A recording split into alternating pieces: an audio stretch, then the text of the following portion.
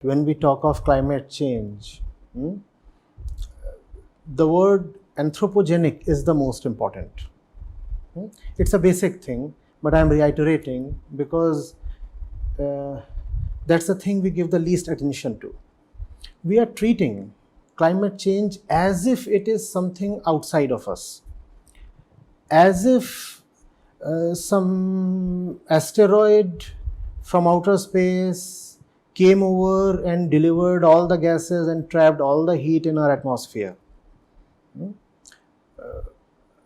I want all of us to pay attention to the fact that we have done it. It is our action, and every action is representative of the state of the actor. We are in a particular state internally, and therefore we are doing what we are doing externally. Now, our internal state has brought about this external action, this external state. And we are not addressing the root cause. We are not addressing the way we are and the way we have been probably all throughout our history. We do not want to address that because probably that's too painful and that would cause too tectonic a shift in our entire life system. So we want to treat it as one of the problems that face us. That's a very fragmented approach. Hence, the solutions that we are thinking of are also pretty external in nature. So we want to move to greener technologies, we want to have carbon sequestering mechanisms, we want countries to pledge for reforestation, we want auto manufacturers to come up with newer technologies and such things. And countries squabble with each other who should bear the brunt, and then issues of climate justice and such things crop up. The thing is, I want us to inquire into it. Are we even understanding where the whole thing is coming from, really? And if we do not understand that, is it not a fundamental conclusion that we will never be able to solve this problem, and all the actions that we are trying to have as remedial actions would just be consolations? We would be entertaining ourselves, and we would be rather gratifying ourselves that we are doing something meaningful and fruitful, and nothing would come out of it. And I'm not just hypothesizing in a vacuum. You see, we started taking this thing a bit seriously in 1990, right? That's the watershed year. And we are more than 3 decades from there now. And not only have we failed to reduce or neutralize carbon, the fact is today we are releasing 20 to 40% more carbon than we used to do 3 decades back. And that's with all our climate action.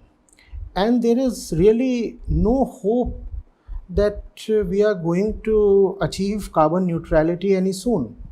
My country, India, for example, even as a matter of pledge, has quoted 2070. Now that to me is just too far off, and this kind of action is just too insufficient. So, see, we are doing it, and there are 2 things about us that are causing it. They are so fundamental that we don't even talk about them. Those 2 things are the numbers that we are, and the numbers that are represented by our per capita consumption. And even these 2 are fundamentally one. The inbuilt human tendency to take consumption as an indicator of the fulfillment or success of one's life. That's the reason we multiply, and that's the reason we want to consume more and more. And climate change is hardly anything but a function of our numbers on this planet, our population, and the per capita consumption by each person of our species. Unfortunately, irrespective of the variations in culture, thought, religion, ethnicity, all that we have across the world, about one thing we all are fully in agreement, and that is that we all need to have a good time by consuming more and more, be it the Indian, the Chinese, the American, the African, anybody. We all want to have a happy life, and about a happy life, the thing is consumption. Consume more and let there be more people who can consume more. So the slogan really is more to consume more. And nobody seems to want to address that because that is just too explosive an issue, probably, especially in a democratic setup.